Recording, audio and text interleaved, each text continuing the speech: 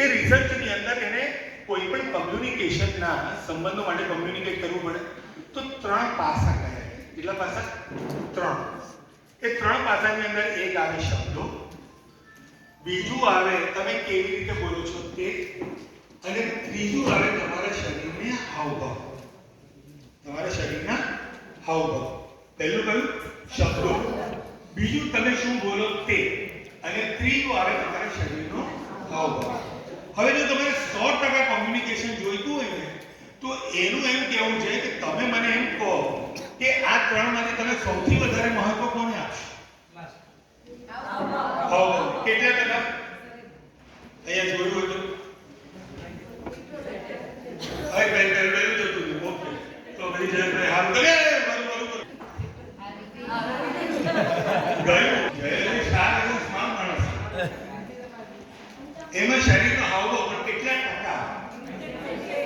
55. હવે કેટલો બને? શરીરના હાવભાવની કોઈ પણ વાતચીતની અંદર 55% ભાગ રહે છે. કેટલા ટકા? 55%. હવે એ 55% જેને કહીએ, અને બીજું છે ટોન. ટોન એટલે તમે કેવી રીતે બોલો છો તે, અને ખાલી 7% શબ્દો. આપણા મનમાં એક ગ્રંથિ છે કે જે શબ્દો છે ને વધારે મહત્વના છે. પણ તમે જોશો ને તો કોઈ પણ પાઠ્ય રચનાની અંદર શબ્દો મહત્વના ખરા, પણ બિનજરૂરી શબ્દોનો ઉપયોગ આપણે વધારે કરીએ છીએ. હવે હું તમને એક સીધો સિમ્પલ એક સ્ટેટમેન્ટ બોલું છું, તમે તમારા ટોન દ્વારા એક ઊભા થઈને બોલજો જેને હું આઈડેન્ટિફાઈ કરું. સે ફોર એક્ઝામ્પલ હું એમ કહું કે મનોજ દરવાજો ખુલ્લો છે. 4 શબ્દો છે. મનોજ દરવાજો ખુલ્લો છે. તમારે તમારા ટોનમાં બોલવાનું છે. આપણે જોઈએ કોણ બોલવું છે. તારે બોલવું કે શું? મનોજ દરવાજો ખુલ્લો છે. હવે આના અવાજમાં શું દેખાય? ગુસ્સો, દાદાગીરી દેખાય કે તાળીઓ આપો યાર, બરાબર છે. હવે બીજું કોઈ? હા બે.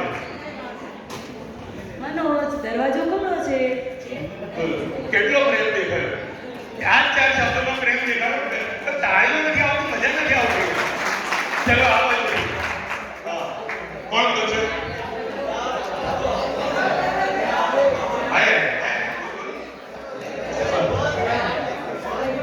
એ મનિયા દરવાજો ખુલ્લો છે.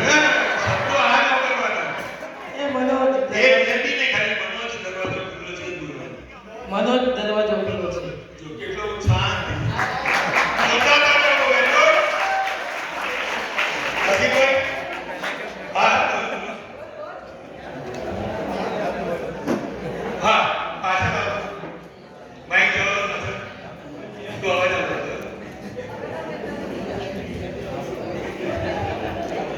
મનોજ દરવાજો ખુલ્લો છે. એટલે પૂછે છે દરવાજો ખુલ્લો છે? પૂછે છે. પ્રશ્નાર્થ પ્રશ્ન. Right. Very good, very good. Okay, પછી કોઈ? ચલો. ને એ તો તેના હાવભાવ કરે ઘણું બધું કહે છે કે હું પછી કહું. હવે સમજો કે મનોજભાઈને એમની પત્ની પિક્ચર જોવા ગયા. ચલો. હવે હું તો ક્યારનો કહું છું ભાઈ, એમના વર્ગના મનોજ, તો એ તો સમજી ગયો ભાઈ કે મનોજ છે, અને હું એમના હાવભાવ કહેવાનો છું. તમે જરાય ચિંતા ના કરશો. કોઈ સમજો આમાંથી આ 4 શબ્દો તો એમના માટે સ્ટાઇલની વાપરતા હોય, પણ સમજો કે એ મનોજભાઈ જોડે આઈનોક્સમાં પિક્ચર જોવા ગયા.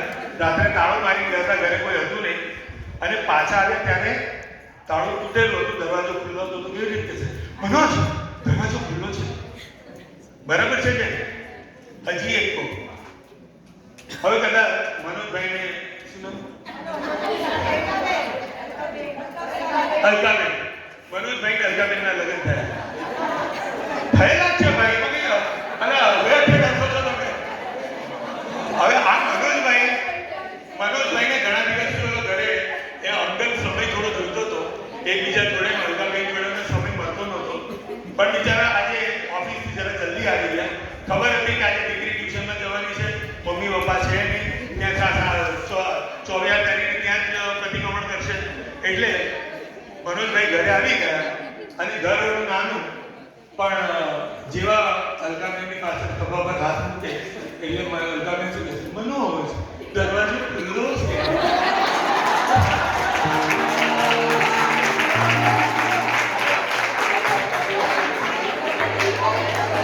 પણ દીકરીઓને ક્યાં વાંધો છે? દીકરીઓને કાંઈ દરવાજો બંધ કરો. વિચાર કરો. પણ કહેવાનું આ એક પોઈન્ટ સમજાવવા માટે કે આ ચાર શબ્દોમાં જ પ્રેમ છે, આમાં ચારમાં ગુસ્સો છે, આ ચારમાં જ ગભરાટ છે, આ ચારમાં જ પ્રશ્નાર્થ છે, આ ચારમાં જ દાદાગીરી છે, આ ચારમાં જ દાદાગીરી પણ છે. બરાબર છે? આ ચાર શબ્દો.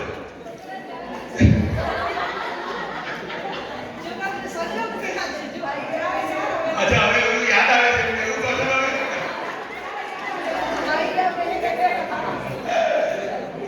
મિત્રો, ખાલી માત્ર ને માત્ર આની પાછળનો ભાવાર્થ અને હેતુ સમજો કે શબ્દો જરા શું છે. હવે અહીંયાથી જે મિત્રે બોલ્યો એ મનિયા, બરાબર છે, ખોટું નથી બોલ્યું, પણ આપણે બિનજરૂરી કયા શબ્દોનો પ્રયોગ કરીએ છીએ ને એ સમજો. એટલે શબ્દોના ખાલી 7% છે, બોડી લેંગ્વેજના 55% છે, બોડી લેંગ્વેજના 55%. હવે તમે એમ કહો કે બોલા આલ્બર્ટ મેન્ડેને કહી દીધું અને તમે સમજાવવા નીકળી પડ્યા, તો તમને એના પણ તમને એક્ઝામ્પલ આપું કે why body language is so important. બરાબર છે? ઓકે, મારા પર ધ્યાન રાખજો. કશું બોલ્યું એને તરત ઢાંકણ બોલીને પેન આપી દીધી. ખાલી મારો ઈશારો, body language, try to understand.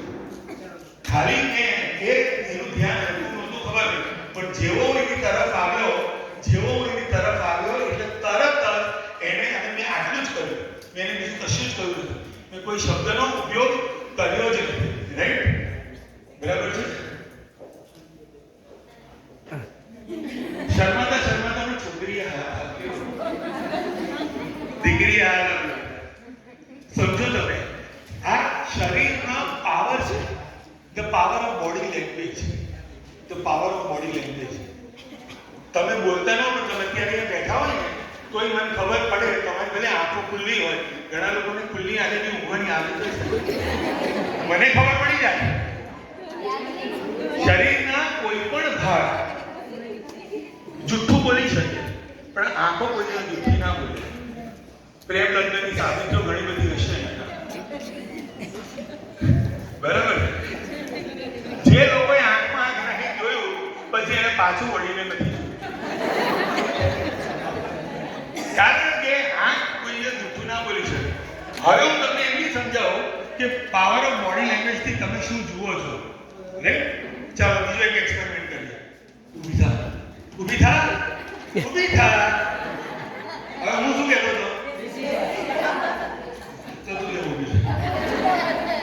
એટલે જોયું, પહેલા એ અચકાઈ ગઈ, વિચાર્યું, પછી કે ના સર છે તો મારે ઊભા થવું પડે. એટલું તો મારા ભાઈ ગિફ્ટ તો આપો યાર, વિચાર્યું. જોરદાર તાળીઓ આપો.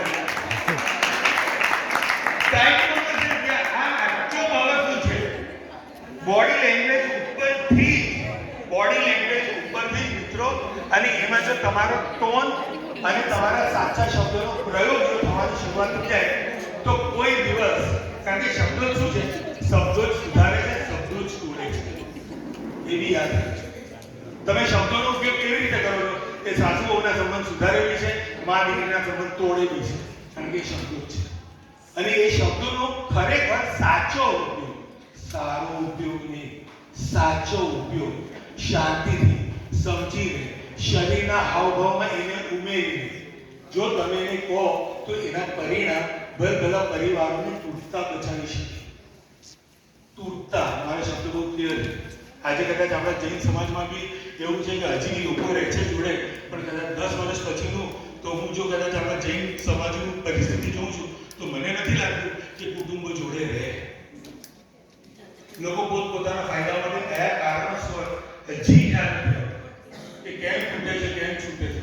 યોગ્ય કારણસર હોય સારા, પણ યોગ્ય કારણ વગર, પણ કારણ કે થાય છે શું, કારણ કે એ શરીરના હાવભાવ સંબંધ જોડે જોડાડે છે.